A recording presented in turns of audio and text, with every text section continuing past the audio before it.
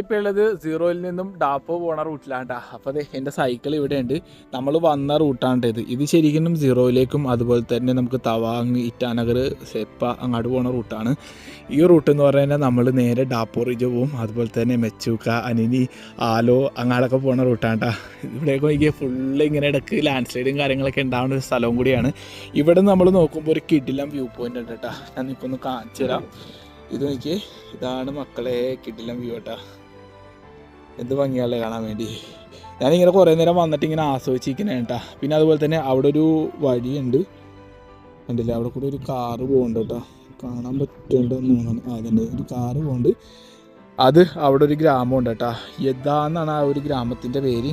ഞാൻ ആലോചിക്കുന്നത് ഇവിടെയുള്ള ആളുകൾ സാധനങ്ങളൊക്കെ കൊണ്ടുവരാനും പിന്നെ അതുപോലെ തന്നെ അങ്ങാടി ഇങ്ങോട്ടൊക്കെ പോകാനാണെങ്കിൽ എന്ത് പണിയായിരിക്കും അല്ലേ.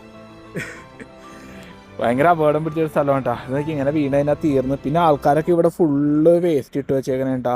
എന്താണെന്ന് എനിക്കറിയില്ല. ഇവരാണ് ഇവിടുത്തെ ഈ ഒരു സംഭവമൊക്കെ നശിപ്പിക്കുന്നത് കേട്ടോ. ഈ ഒരു പ്രകൃതി ഭംഗി മൊത്തം നശിപ്പിക്കണ ഇവിടെയുള്ള നാട്ടുകാരും പിന്നെ അതുപോലെ തന്നെ ടൂറിസ്റ്റുകളൊക്കെ ഉണ്ട് കേട്ടോ. നമ്മൾ വന്നോക്കിയൊക്കെ ഒരുപാട് ആൾക്കാർ ഇവിടെ വേസ്റ്റ് ചെയ്യുന്ന കണ്ടിട്ടുണ്ട്. അപ്പോൾ ഇവിടെയുള്ള ആൾക്കാരാണ് അരുണാചൽ രജിസ്ട്രേഷൻ വണ്ടികളാണ് കൂടുതൽ കണ്ടേക്കുന്നത്.